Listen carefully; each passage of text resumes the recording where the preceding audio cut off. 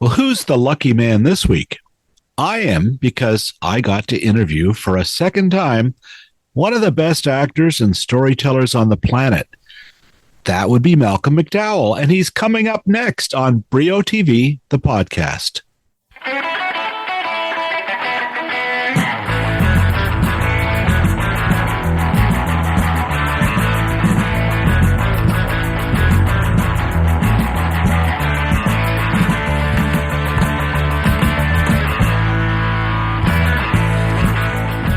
Hello again, Bill Brio here. Thanks for joining me. You are in for a treat today. This is a conversation that was recorded on location in St. John's, Newfoundland, last August during production of Season 4 of Son of a Critch. I tell you, podcasts were invented for guests such as Malcolm McDowell. He's a smart, funny, generous man and as terrific as ever as Pops on Son of a Critch, which you can watch Tuesday nights on CBC, as well as on CBC Gem. Now, we're in the middle of Season 4, and it's a season of emotional highs with some very moving episodes still to come. This conversation took place in McDowell's trailer, which was parked outside the Bella Vista banquet hall in St. John's, the scene of that day's shoot. It had been a very exciting 24 hours with the Prime Minister of Canada, Justin Trudeau, stopping by to say hello to the cast and crew after he made an appearance just down the street at the annual St. John's Regatta. Now, back last August, few suspected that Trudeau's fortunes might change so much in 6 months that, well, he's about to no longer be Prime Minister of Canada. So anyway, wait till you hear McDowell's take on Trudeau, as well as Justin's mother, Margaret, whom McDowell first met 50 years earlier in London. We touch on some of McDowell's past performances in films such as Clockwork Orange and Caligula and too many others to mention. We start off talking about a few of his past podcast hosts, one he loved and another not so much. McDowell made sure I was offered a cup of English tea, and we were off to the races. Pour yourself one now and listen in. We spoke earlier. You did a podcast, and I want to thank you for that. We did one. Was it last year? Yeah. Fantastic, and such response to it. And good. I listened to you on a podcast with Gilbert Godfrey. What a nice man. And I'm so sad. It's so sad that he has passed away. God, but boy, what a treasure trove of stories that he did when he made that podcast. You know, I have not heard it. I tend not to listen to them. I've not heard it, but I remember enjoying it. Yeah. And that's all I remember about it. You guys are laughing. It just sounds like so much fun. Yeah. Pretty cool.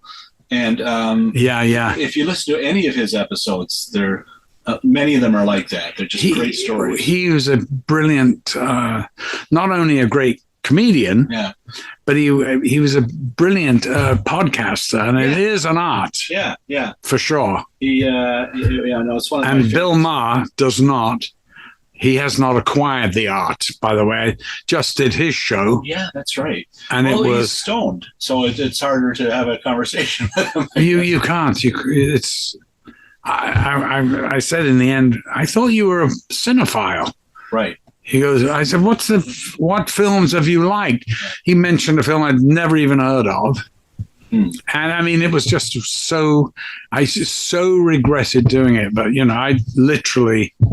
Well, it's a shame. I know I once lined up to talk to him. There was HBO had brought him to Toronto 15 years ago. Yeah. And it got to me and they said, you got 5 minutes because I was told 15. Yeah. I said, I can't do this in 5. I got an assignment. 5 minutes. Oh. So I sat down. Mar gave me 6, but I have to say they were 6 really good minutes. Like when he's sober and not. Yeah. high, no, he's fantastic. Mark. I did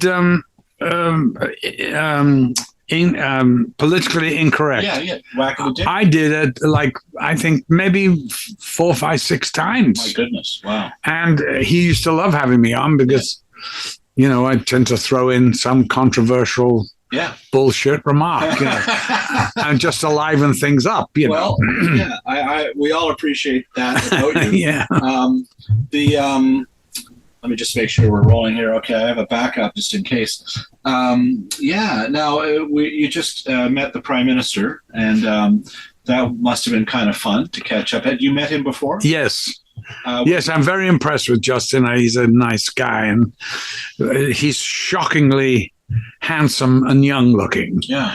I mean, if you had to mark him as the leader of one of the leading nations of the free world, he'd be one of the last people you'd pick because he's so carefree. I mean, which is a great testament to his ability, actually. Yeah, I think so. He's a very smart guy. And, I think Canada's really lucked out with him.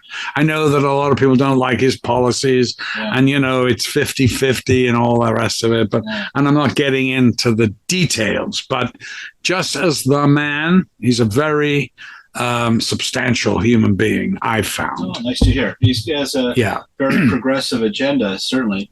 Where I live in Orangeville, Ontario, about an hour north of Toronto, it's much more conservative country. And you go to a gas station and the truck in front of you has an F Trudeau bumper sticker. And that's a crude change. We never used to see that kind of tactic. Well, that's because of Trump. Yeah, it is, sure. I mean, Trump is a really hideous influence, actually, on politics in the last few years. Yeah. And there is no politeness anymore. Mm-hmm.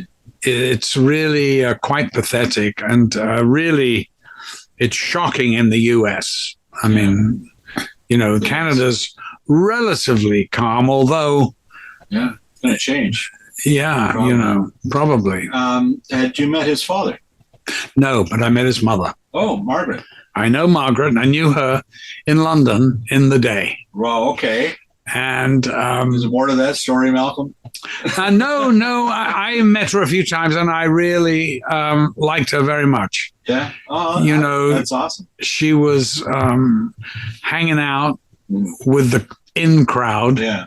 And I know she and Bianca Jagger, who was married to Mick at the time, came to see a play in the West End I was in called Entertaining Mr. Sloane, which was written by the brilliant Joe Orton. It was an incredible play, actually. And they came, and we went and had a party, and I went to a couple of little soirees with them. And I always liked Margaret, though. I always found her really sweet and really nice and interesting. Well, I mean, I'm old enough to have voted for his dad once at the 1980. Yeah. And remember they had a very story. He married her. She was 23. He was 50 or something. Yeah, right. But it wasn't a shock or a scandal, really. It was sort of a fairy tale. It was quite celebrated. Yeah. And he's born on Christmas Day, and his brother's born on Christmas Day. That's incredible. Yeah. Quite a story. But my goodness. Well, what is remarkable, I think, about Margaret, and I haven't seen it, but I've been told that her one-woman show is really beautiful. And, she lays her vulnerabilities out there. And I think that's very brave, amazing of her to do it. Mm-hmm. But also, it inspires other people, that may have a bipolar thing or whatever it is. And, it's very inspirational, and I really admire that about her. She's quite something, Did you ever meet the Queen? I did, but not like I met Margaret. Okay. The Queen never hung out with Bianca Jagger and was smoking the odd split. No. Well. No. We would have been so lucky, right? But what was that Paul McCartney song? Her Majesty's a pretty nice girl, and someday I'm going to make her mine. Right? Yeah. So was it at a movie opening? Did you meet her? I met her at a movie opening. I met her at a play, after a play, and she hated the theater, by the way. Oh. She wasn't keen on the theatre. No, not like her predecessor, Elizabeth I, who, of course, went to see the world opening of most of Shakespeare's plays. Well, I know you never met her. So. No, but the difference is remarkable. Is that the old Queen Elizabeth I, must have liked the theater because she was the censor as well. Oh, my goodness. So she passed. But that's why I don't believe that Shakespeare wrote those. No. I think that was a pseudonym, and I think it was probably the Earl of Oxford, who was one of her lovers and a very erudite man who had traveled a lot in Italy. Wow. And a lot of these stories are Italian. Let's face it. How many of them are there? Quite a few. Merchant of Venice, Romeo and Juliet. They go on and on, you know. And when you look at King Lear or compare it to As You Like It, it doesn't seem the same pen, I guess. But well, you know, whoever wrote them, was absolutely brilliant. Yeah.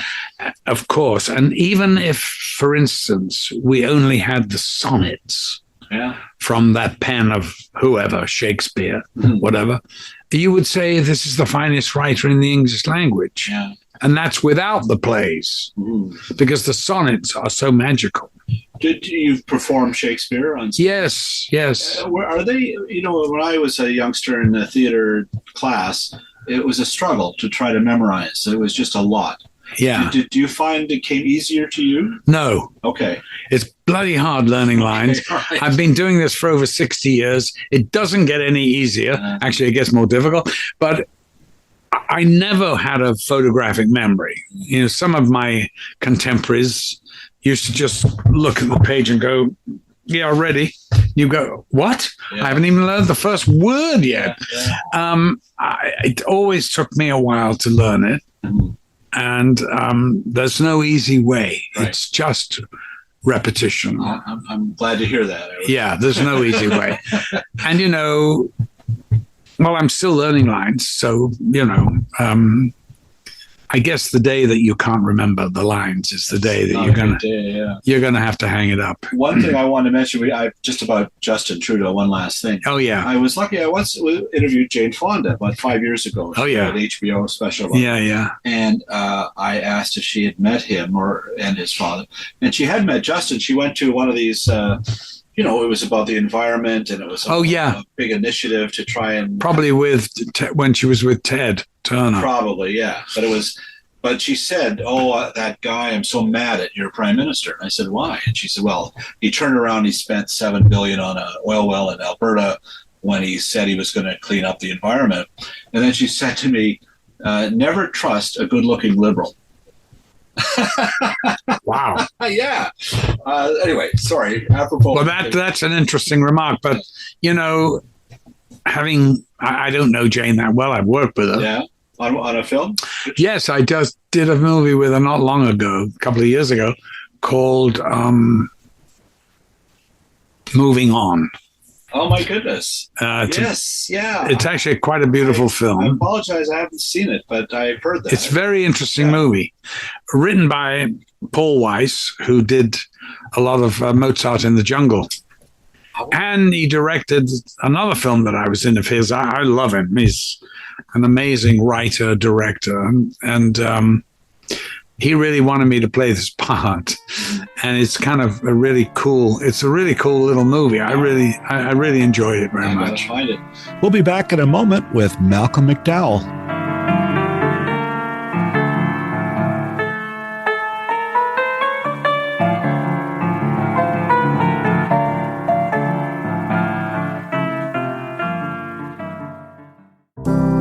Time once again to speak with Emily Gagne at Hollywood Suite. Emily, this is a big month. What do you got for us now? Well, as you may or may not know, March 8th is International Women's Day, and we are celebrating all month long with movies made by women in film. So that means women in front of the camera, behind the camera, but I'm really excited about the movies that are directed by women that we have, like Dance Girl Dance, Daisy's Real Genius, The Watermelon Woman, The Matrix, American Psycho. We've got so many options for you to explore this month. I hear you got you got an Oscar tie-in, I believe, right? We do. We have The Black Box Diaries, which is a documentary made by a journalist about her sexual abuse case, and it is nominated for Best Feature documentary at the Oscars this year, so you don't want to miss it. All right, that's exciting news. What about anything that's, more from the mid-century, say? Oh, we've got something special. It's the 75th anniversary of All About Eve, and we've got it on demand in March. Well, fasten your seatbelts. It's going to be a bumpy ride all month long on Hollywood Suite. Emily, thanks again. Thanks, Bill.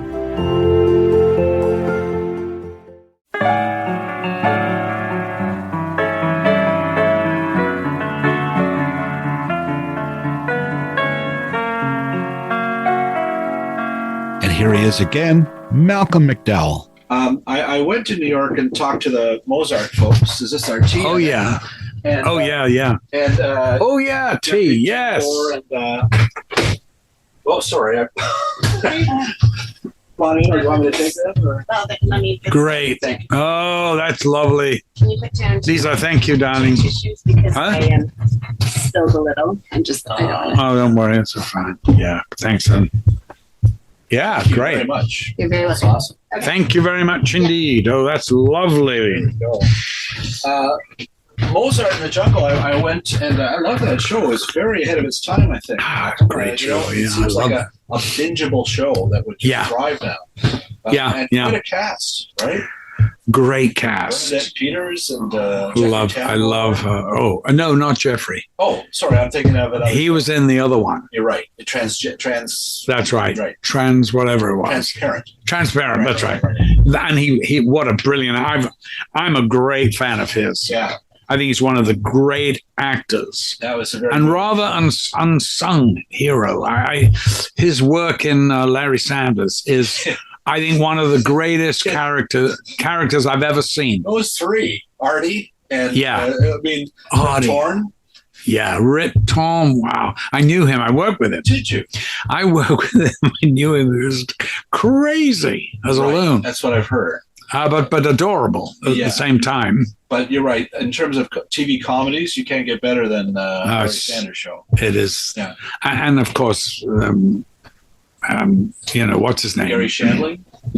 Yeah. Pretty good.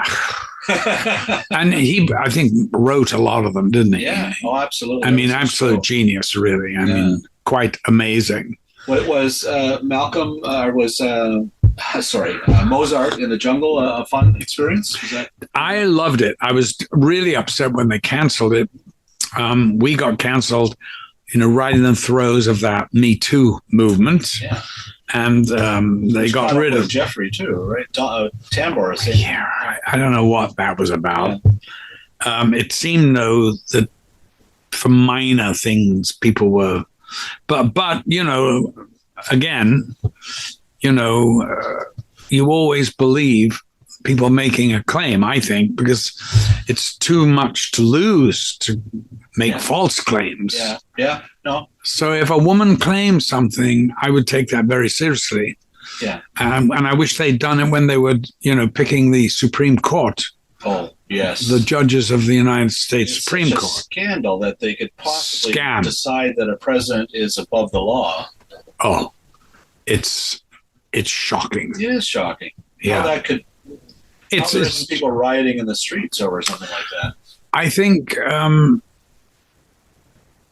if it was the other way around, they would be. And in fact, when they lost an election, they did riot. Yeah. They went into the Capitol and, tried to kill the poor man who was the vice president, whose ceremonial job was to, certify the election. Yeah. I mean, but... Yeah, no, and at least that was the one act that Pence sort of stood up and... Yes. Sensible. It's certainly the last month, things seem to have, or weeks, have turned around in a dramatic way. So fingers crossed. We hope. We hope. Yeah. I honestly, even if they were running a watermelon against Trump. Yeah, right. I'd vote for the watermelon. Yeah. Any day. Yeah, for sure. Any day. Yeah. He is. I mean, it's just, it's Shakespearean. I mean, it's full stop. If you'd seen this as a Shakespeare play, you would just go, "My God, what a character!" Yeah, that's true. And is this a comedy or a tragedy? It's both. It is both. I once was in New York. I was doing other interviews for a network in Canada. And I would say, look, I got the rest of the day so-and-so canceled. Is there anything else I could maybe else see your shows? He called back, do you want to go talk to Donald Trump? He's running The Apprentice. I said, sure, of course. This is 15 years ago. Yeah. So I go to Trump Tower, go up to the 25th floor, and go to his office, which is a mess. Junk all over the floor. Yeah, yeah. And he goes, oh, well, Bill Brio, I called my friends at NBC, and they said if you speak to one journalist from Canada, make sure it's Bill Brio. I thought, wow, this guy is so full of shit. Of course, absolutely. Like, that was the giveaway. Oh, yeah. Like, I thought, oh, my God, so does this flattery just work all the time on people? To him. Yeah. If you did it to him, yeah, it would work on him because he would do anything. Yeah. I mean, he's got such a bloated sense of himself. Yeah. Let's move on to Son of a Critch. Yeah. Oh, let's. Yes. On to better, happier things. Yeah. I just talked to Colton. He does a pretty good Malcolm McDowell impersonation. Does he? Well, have you not heard it? I've sort of heard it, and he's working on it. Can you do Colton? No, I can't do that. and I love that boy. I think he's such a wonderful actor. Yeah, it's pretty interesting. Oh, and I'm so happy, that this is a great stepping stone for him. Yeah. Young man, he's 22 or You go into a restaurant with him, the girls go weak at the knees. I mean, it's shocking. Yeah, it's so great. Yeah. How old were you when you did If? And I was the same age. Yeah, so I was that age. You were there. Yeah. You saw I the was template. There. Yeah. I've had him going weak at the knees too. Yeah, there you go. Good for you. Yeah. What advice do you give to young Colton then? Keep your feet on the ground.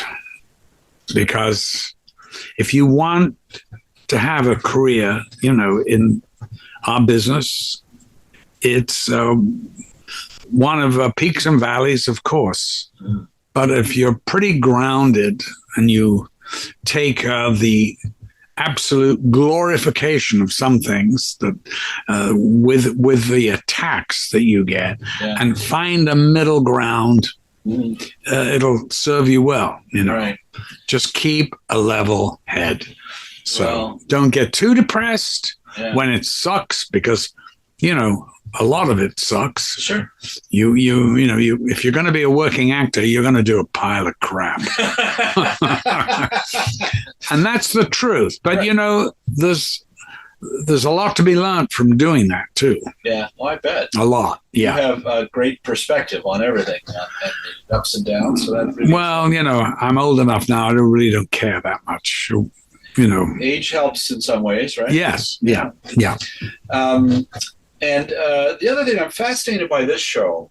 I don't know if you've ever encountered anything like it, that the creator of the show, it's based on his book and his memories of his own life, that he's able to literally show cast members a video of something that happened in 1990 or 89. Yeah. And then they go and shoot it. Like they literally recreate almost the clothes and everything from his memories of that. Especially based here in Newfoundland, shooting in the same high school he went to. Oh, yeah. To tell a story about him in high school. This is like a house of mirrors, isn't it, Malcolm? I mean, it must be weird, but Mark, he's just such a gifted guy. I mean, to be playing his father. Yeah. I mean, that must be an emotional thing. Yeah. Too, because to play your father, I've done it a couple of times myself.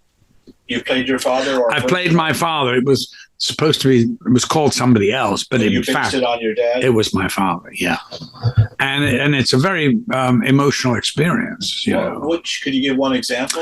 Well, I did a play called Another Time, written by Ronnie Harwood, where I played my father in the first act. And in the second act, I played myself. Oh, my goodness. So I played actually my son. So starting off, the first act ends with the old man getting a heart attack, dying on stage. His son, who is this prodigy pianist. It's a brilliant play, by the way. Albert Finney did it in London, and I did it in New York. Wow. So what happens is it jumps 30 years, and we're at a recording studio in St. John's Wood. I wonder where that is. And there's the young prodigy now. He's, in his 40s or 50s, late 40s. Yeah. And so I got to play myself. I mean, whatever version. Yeah. But and then they come in, and it's really interesting. It's a very interesting play. I from what I understand, talking to Mark, this season, the fourth season, there are more episodes like that are more emotional and very emotional. Yeah, it's very emotional. We've got this thing where, Pop has been sent this package, and he's like, "Well, what is that?" And he goes, "Oh, that's a nice vase." And they go, "That's an urn." He goes, "Tomato." it's in the urn. It's his brother. Oh, But his brother, so we saw him last season, and they had a very emotional thing where the brother told him that he really was dying. oh, wow. And he said, "You've always been a miserable bugger, And he goes, "It may be, but, I've only got a little time left." Wow. He goes, "What? Whoa, what?" And, but I mean, it's the genius of Mark, there's a beautiful thing where, so we were trying to get out of the house a little bit. So Pop is taking, young Mark, he's taking him to show him the most valuable thing in Newfoundland. And they go to the Basilica. And he goes, "We need to get in this gate. I need to get in there." And he goes, "Well, it's locked." And he goes, "Yeah, who has the key?" Oh, the nun? Of course. So he goes, "Well, how the hell are we going to get her?" He goes, "Oh, watch me." He goes up to the organ, switches it on, and just goes, "Mm." And I mean, it's got 600 pipes. That is hilarious. She comes flying in. Was it shot in the cathedral here? We haven't done it yet. Oh, God. So by the time this comes out, hopefully. Yeah. Those scenes with her, the last season, I watched them. Very tender, very sweet. Yeah. Lovely love story, really. Right? Yeah. Oh, yes, absolutely. There's definitely a tenderness there. Yeah. Mark told me there's an episode this year where I think they were sort of shooting it.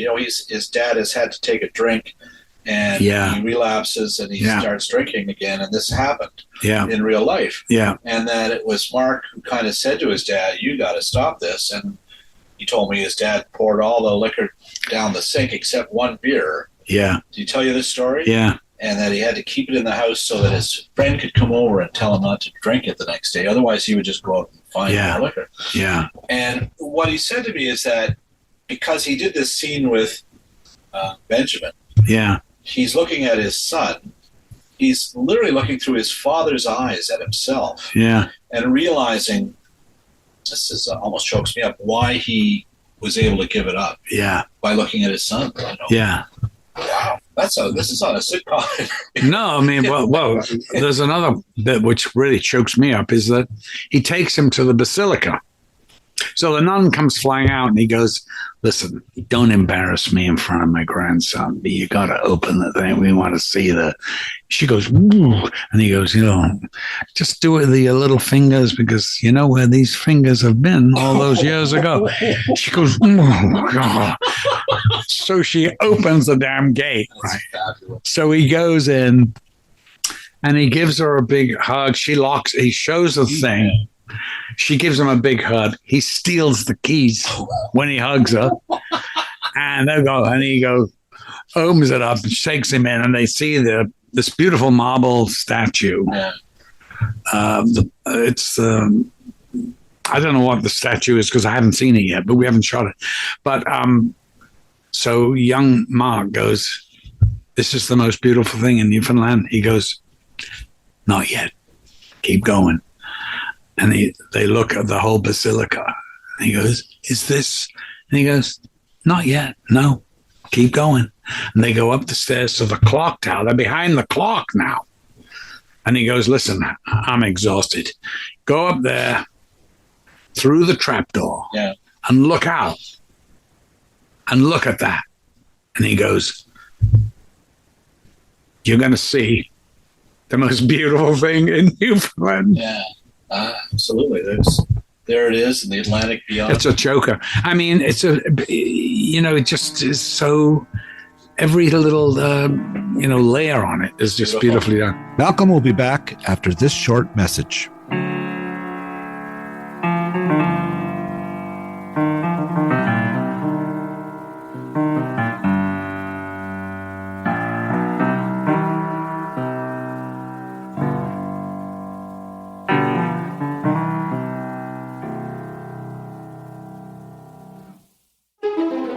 Decider calls it a pulse-pounding restaurant drama that's a British cousin of The Bear.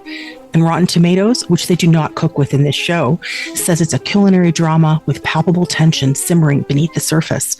They're talking about Boiling Point, a 5-part BBC Studios production based on the BAFTA award-winning film of the same name. Set in London, Vinette Robinson stars as the head chef leading a new crew in one of the city's latest big-money, high-pressure restaurants.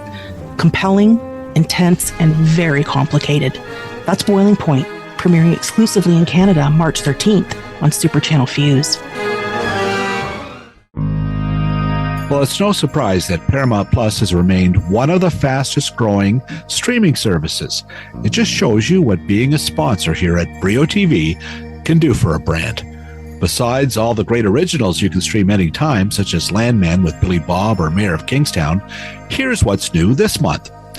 Dennis Quaid stars as a once-beloved father-turned-serial killer in the inspired-by-a-true-story original Happy Face. Later in March, Guy Ritchie's new organized crime drama Mobland premieres starring Tom Hardy, Pierce Brosnan, and Helen Mirren. Want more peace and love in your programming? Paramount presents Ringo and Friends at the Ryman, a 2-hour celebration of the ex-Beatle at Nashville's Country Music Temple. Sheryl Crow, Emmylou Harris, and Jack White are among the friends. Another rocker is showcased in the newly remastered doc Tom Petty, Heartbreakers Beach Party. Finally, in celebration of Women's History Month, check out Women Move Mountains, Paramount's salute to the women who inspire us. And remember, there's a mountain of entertainment every month on Paramount Plus.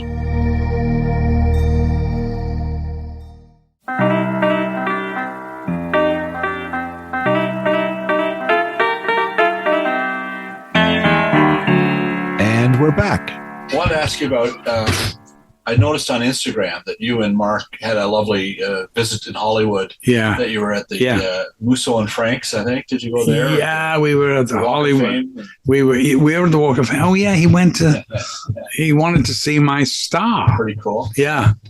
And I hadn't been back to it. I don't think, once. Where is it? It was right outside the Pig and Whistle. Oh, really? Yeah. Is that still there, the Pig and Whistle? No. Oh, that's a shame. It's gone. It's so sad. Yeah. I know. I think COVID. Hollywood is so temporal, right? Yeah. Except for the sidewalk. Yeah. I don't know what's there. I think it's some fast food restaurant. So sad because it was a great pub. Yeah, I've been in there a long time ago. I lived there in the 80s. Mid-80s. You must have lived in LA for quite a while. I lived the early 80s. I lived in LA up on Outpost Drive. What didn't suit me that well. I found it very difficult to get in to the motor car kind of lifestyle. It's all car there. It's all car. You're always in the car, always on the freeway, in a traffic jam, trying to get somewhere. And, I much prefer New York or London, walking around, and you're anonymous. You can, to go see things, and it's just much more of a life, Mozart was shot in New York, wasn't it? Yeah. Yeah, it had to have been. That was great. We had a ball doing it. I mean, and Gael Garcia Bernal, what an actor. Yeah, no, it was Brilliant actor. Absolutely. that show. A lot of great actors. Yeah. Yourself. A lot of great It actors. was fun to watch. Yeah. The women in the show were really Fantastic. Yeah, Fantastic. Yeah. I wanted to ask about the fun with Mark in LA, but Oh yeah, no, we had a great time. He came to a screening of Caligula, the Ultimate Cut. in LA. Yeah. Oh my God. Yeah. Now, what was this? Like the director's cut or the It's a very bizarre Didn't story. Bob Guccione shove a lot of porn into it to Yes, pad it out? Yeah. exactly. So did you see it with or without all the extra I saw it. nonsense? When I first saw it, I was shocked Yeah. at how they'd completely destroyed the movie. Yeah. And just dumped scenes that were key scenes in the whole plot of, but Guccione, he didn't care. Yeah. He just wanted to shove in porn Right. and, and that was it, and have names above the title, Right. so legitimized. Yeah. And he made a lot of money, but he was a horrible man. Anyway, that's beside the point. But Well, you sort of rode your reputation for the box office. yeah. It's my son. I'll talk to him. Hi, Donnie. I'm just in an interview, so I'll call you back. Oh, okay. And yes, I did meet him, and he's a lovely guy. Have fun. Yeah, I'll call you back later. All right. Bye. You're talking about me, of course. Well, they knew that I was meeting Right. Justin, so they're all excited. My kids, That's why. Yeah. You've met him before. I have, and I liked him before. But when I met him before, though, he was a Trekkie. Really? And I was in Ottawa. Yeah, you were. I was in Ottawa Yeah. doing a Trekkie thing, a convention. Yeah. There are a lot of Canadians that love. Well, of course, Bill Shatner himself is Canadian, Yes, the chief Trekkie of all. yeah. What a guy, right? What a guy! Yeah. I have to take my hat off though Me to too. him. 93. Yeah. He's been out and he's been in space. I mean, it's pretty remarkable. I've interviewed him several times over the years. Yeah. And he's not shy about just speaking his mind. And, Oh no, I know. It's lovely that you get access to him, Yeah. Yeah. because he's crafty, he's wily. He'll Oh, yeah. give you a story every time. Yeah. I talked to him. He spent a lot of time in Toronto. He's from Montreal, but his Yeah. early Oh, is that right? television. Is Toronto? He did TV in the 50s with Christopher Plummer and Norman Jewison and all these guys, right? It was quite a time. Great guys. And he would come to Toronto now and just rage about the condos everywhere and how he can't find the city anymore, how it's changed, Hey, everywhere. you sound like an old guy, Well, he's 93, he's entitled. Of course, none of us are.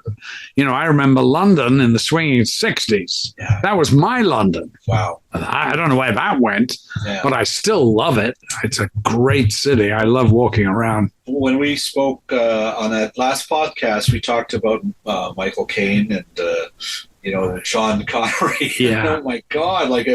That golden time. A friend of mine who's another journalist is from London and is a bit older, and he was there as well. Yeah. He talks about it.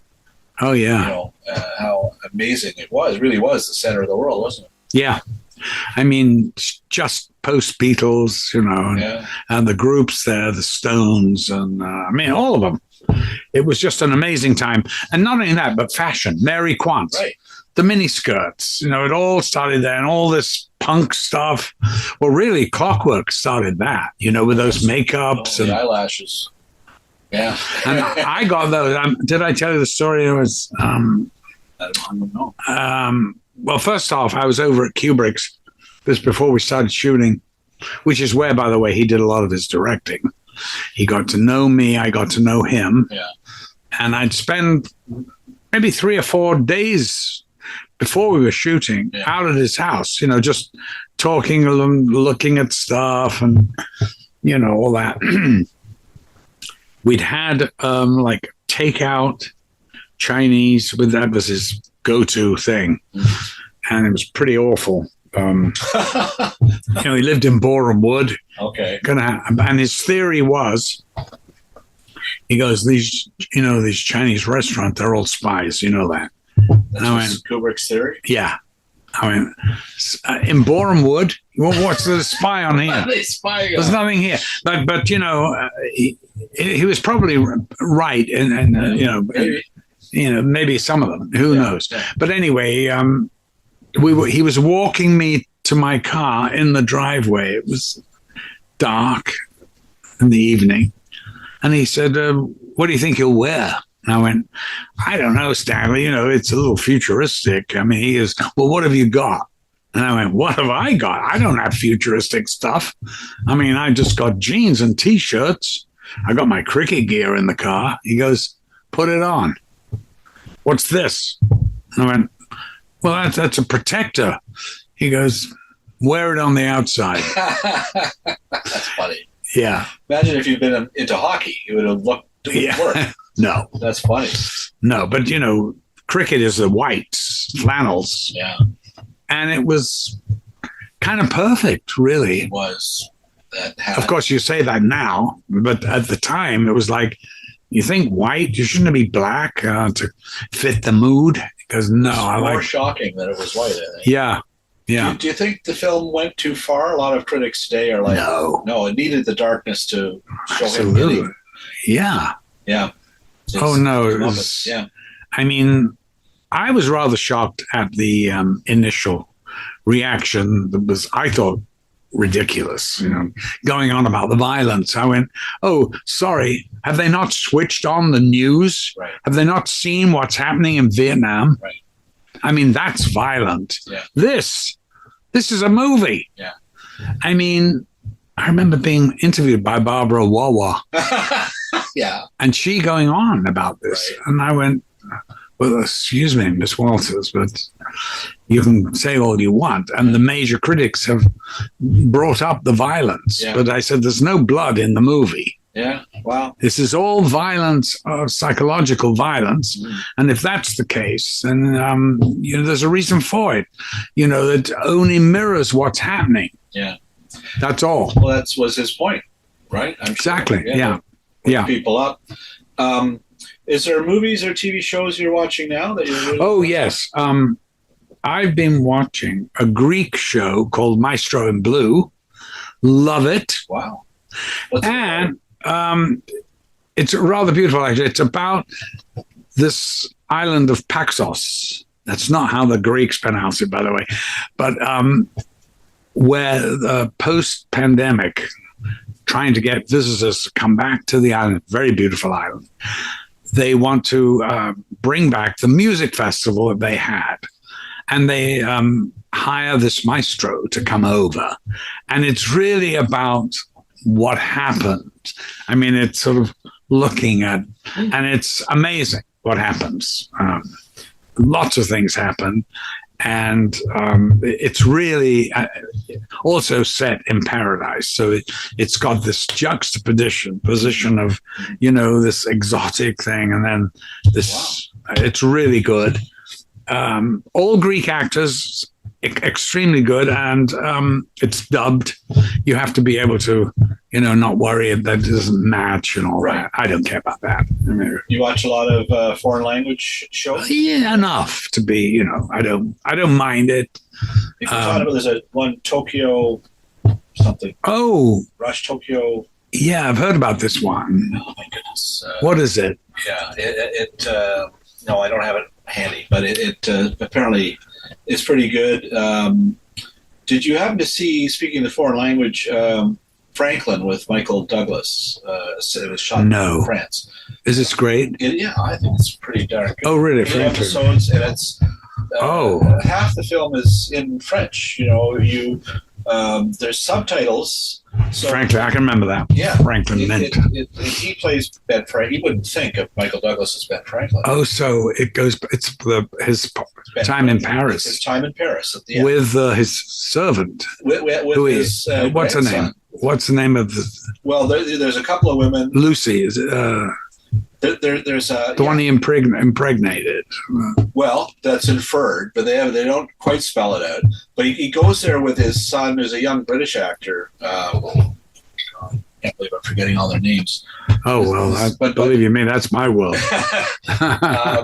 But I'll look it up. yeah, What's it on? it's on Apple TV Plus. Okay. Yeah, very good. I'll just put it. Yeah, I'll be able to get it. It's pretty cool.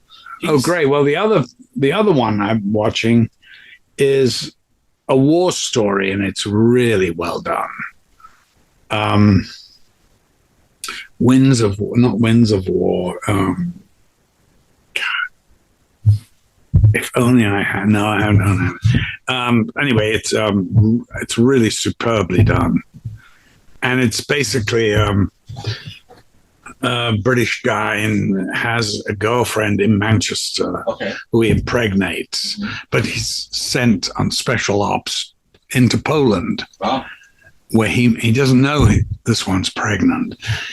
He has an affair with this Polish barmaid, basically. Who, to get her out, he marries. They're rushing to the station. He's getting on the train. She's brought her young brother, who's 6. And she goes, he's going, I'm staying. He goes, what do you mean? And train goes out. Wow. That's how it's remarkable. Okay. And she becomes a member of the resistance in Poland. Wow. And her thing is, because she's beautiful, she entices them. And then the partisans shoot him in the head, the Nazis. But, at one point, she did it to a Gestapo, and they go in and they shoot 30, just people, random people. So they got to stop that. Wow. Anyway, she gets caught and gets an escape. And she gets back. He goes out to do another operation, and he has no idea. By this time, the other one's not talking to him. So he goes over there. And anyway, it's like that. It's really good. God, I forgot. It's something of war. Anyway. So the World on Fire. The World on Fire. Yeah. Okay, great. Yeah. For that. Yeah. Very interesting. Who's that actor? Rufus Sewell? Is he in that? Brilliant. No. He's a great actor, though, isn't he? Love that man. I did a reading once with him. Yeah. And it was about the guy that Tesla. It was about Tesla. He played Tesla. Oh, wow. Really? I played Morgan. Oh, fantastic. And it was a really marvelous kind of meeting of minds. Yeah. And Edison was the man they decided to go with. Yeah. But Tesla had the better ideas. Yeah. Well, paying off now. Yeah. For the other guy, anyway. Yeah. And I thought, wow, this is 20 years ago. I thought, what a wonderful young actor. I interviewed him like 10 years ago. He did a couple of back-to-back costume kind of stories. And I taught him. He was magnificent in both. And I said, wow, congrats. You're so busy. It's really, And he's like, I haven't worked for 2 years. Those were shot 2 years ago. Yeah. I don't have anything coming up at all. I was so shocked because the guy was... That can happen. Yeah. Even to somebody like that. Now, I saw him give a absolute brilliant performance as Prince Andrew. Yes, in The Crown. Scoop. Right? No. This is about his interview that he gave for the BBC. Oh, yeah. That was amazing. Amazing performance. He even looked like a dead He looked like him, but he didn't just imitate him. No. He embodied him. Yeah, no, you're right. It was in that. Stunning. Yeah. And the sense of entitlement. Yeah, he did. I mean, he nailed it. Yeah. I mean, he was absolutely brilliant. I just saw a documentary. Well, one last little TV reference. Yeah. Elizabeth Taylor, the tapes. Yeah. Have you seen this? No, but I want to see it. It's really interesting. I loved her, by the way. Oh, yeah. Yeah. And you'll love her more when you see this. Because she was a remarkable woman. They found 40 hours of a conversation she had in 1964 with this one writer who was working on a book. So 1964, she's made Cleopatra. She and Burton get married in Montreal, come to Toronto. He's doing Camelot. Yeah. Eddie Fisher's over here. Like it's and Todd. What's Mike Todd has passed. His died. He died in that plane. Yeah. It's sort of where tabloid journalism went kaboom and never stopped. Right? Oh yeah, absolutely. And so it's a fascinating documentary, but also she's really smart and sensitive and a brilliant actress. Yeah, look, imagine you've done all this, you're on top of the world, you're a tabloid, and now you decide to look 50 and do Who's Afraid of Virginia Woolf. Yeah. I don't know if people would do that today, right, in her position. I think if you were offered that part, you'd do it. Right. It's a brilliant part, brilliantly written. That's true. And it's a brilliant piece. And it was absolutely brilliant on stage. I actually saw the original couple. Wow. Albie's play? The Albie play. Wow. They came to London for 10 weeks only. Wow. And if you were working in the West End, they'd give you a discount ticket. And I went to see it. And what was her name? Arthur Hill was the guy. Oh, Canadian? Oh, yeah. Born in Canada? Yeah. And she was absolutely brilliant. One of Uta Hagen. Really? Yeah. Wow. Incredible. Wow. Probably the greatest thing I ever saw in the theater, including all these great performances of Olivier, Wow. Yeah. It was absolutely mind-bending how you saw Olivier on stage. Oh, yeah, many times. Wow. I mean, his Othello. Oh, God. Wow. Just the way the man moved. Unbelievable. Yeah. Unbelievable. So when they say, oh, it's not politically correct, go fuck yourself. Are you kidding me? Right. We're going to be, deprived of this piece of absolute great acting. Yeah. Yeah. No, people need to be, history needs to be reflected back and content and everything else, right? Absolutely. Oh my God. But we used to go to the Vic, up in the Gods and watch, and he was always, of course, he ran it. It was the National Theatre before they moved. And he was very much, front and center, of course. But he had, like O'Toole did Hamlet, and it wasn't very successful, though. No. Not great, no, but slightly better than O'Toole's Macbeth, which was oh. And I have to tell you, I adored Peter O'Toole. Who wouldn't? Of course. A mischievous old rascal. He did a film later on, My Favorite Year. Oh, it's one of the greats. I've just done a movie similar. Did you? Okay, tell me about that. It's called Summertime, and it's about this kid who's hired before he goes to Vietnam in 1970. He's a 18-year-old kid. He's hired by this rich family on the East Coast to look after the patriarch of the family, who's a raging alcoholic, and to measure out the amount of alcohol and at their summer residence, which is actually in Canada on one of the lakes, and just going through the customs and the border, getting across the border. He's rip-roaring drunk. And of course, they send him back. They won't allow him through. Right. And he's like screaming out and carrying on. This is 1970? Yeah. They were pretty permissive back then. You had to really be messed up. Yeah, I know. And it's a fantastic. It has the same flavor of that film. Wow. And, where did you see that? They're editing now. I just made it before I came here. Oh my God. I know. Congrats. That's fantastic. Yeah. It was a great part to do. How much are you able to give 5-6 weeks to something like that? Or it works out. Great. Fantastic. I did it. Yeah. I decided to do it. And actually, I was offered this part 25 years ago. Really? And they never got the money.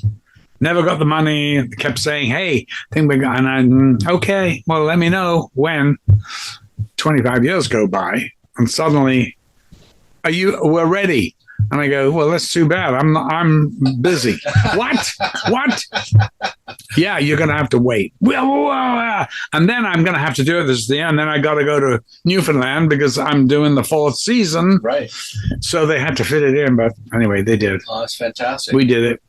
Do you see doing more seasons? Do you hope to play? I don't jump ahead with anything. When you're 81, probably best not to be thinking about, hey, what? But if I'm able, and they still want me, I'll do it. I think they will. Yeah. Because I love it. Yeah, I think it's beautiful. It's a great role. Yeah. And I don't have to carry it. I don't have to be first in, last out. Right. Well, and I'm really into that. You just steal scenes and make it really memorable. And just, it's such a beautiful part and fun. Yeah, it's a lot of fun to do. Yeah. No, oh my God, we had fun. Oh, I'm helping him write. I come in, he's at the dining room table with it, and I go, what are you doing? He goes, I'm writing my memoirs. And I'm like, oh. And he goes, and I go, finished? He goes, no, God, I can't concentrate. Yeah. He goes, oh, okay, I'll leave you. No, man. So then comes back later. Read me what you got. And he reads and he goes, God, it's so boring. No, they didn't offer you. They begged. No, seduced. And then Pop telling him how to write it. He said, you've been writing these dumb news stories. You don't know what you're talking about. You got to sell it. I mean, come on. And, of course, he's right here. Move over. Let me get in there. Fantastic. Yeah. You must have seen, Mark's, for years, a great satirist. He's been performing 22 minutes doing the news. Yeah, I never saw it. Well, but this is a whole other muscle and animal to be writing, reading a script, and performing. You've probably seen a progression there as an actor. He's very underrated, I think, as an actor because he's a wonderful actor. I love working with him. Nice, okay. Great. And, his timing is impeccable. Yeah. And it's so much fun. We naturally go to the angst. But I'm going to tell him, hey, let's have some more loving stuff. Yeah. But, the angst is so much more fun. I mean, and Pop is such a son of a bitch. Are you thinking of anyone when you're playing Pop? Is there anyone on the page? Yeah. No, this one's come from the imagination. That's great. From all of us, because it's not a real person. Yeah. That's right. You're one of the few characters that is an amalgamation, aren't you? An amalgamation of things. So it's sort of nice that I don't have any boundaries, Yeah, that's true. You got more of a free reign. And this season, you guys have your own bedrooms, right? Beds. And and of course, Pop is lonely and knocks on the wall and he goes, hey, are you asleep yet? That's kind of sweet. And it is sweet. And then, but he's got a ham radio. I've heard about this. Oh my God. That in itself, Well, Malcolm, thank you so much for taking so much time again. Yeah, you bet. It's great. These are wonderful stories. I hope season 5 we can talk again. And I hope so. But I don't think there's any reason why not. I think the really wonderful thing about this is the standards have not dropped. Often they do. Yeah. It's hard to keep up, find the stories. But Mark and Tim, they've done a remarkable job. And Perry, too. Yeah. They're really fantastic. We're blessed. I mean... and also, given that, young Mark is now in high school, it's a bit of a reboot, I guess. Yeah. So it gives it a little energy that's... In 4th season... Well, this kid, we haven't even spoken about Benjamin. And we are the reason. I mean, he's the reason we're here. Yeah.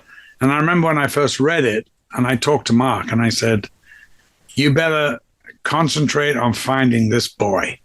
because we live or die by his performance. Yeah. And you have to get the best you can find. And they did. Yeah. They really did. He's a great kid. He's a wonderful actor. And what's great is that Mark's been, seen the potential in him. Yeah. And they've got these fantasy things to broaden his kind of scope of his, which is so beautiful, really.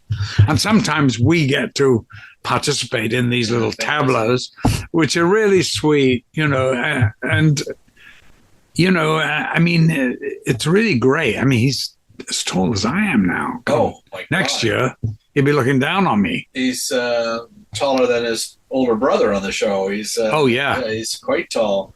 Yeah, he's great too. And of course, Claire, she's great as mom. Nice to see her all glammed up today. Yeah, she has a lot of the heavy lifting, because this season in particular, I hear she's got some great stuff. Yeah, running around and she does. She has great stuff, and she's very good. Well, again, Malcolm, I know you're already met the Prime Minister. Oh yeah, my God, what a day, huh? Great. But thank you for your time. Yeah, you bet. Nice to see you. Nice to see you.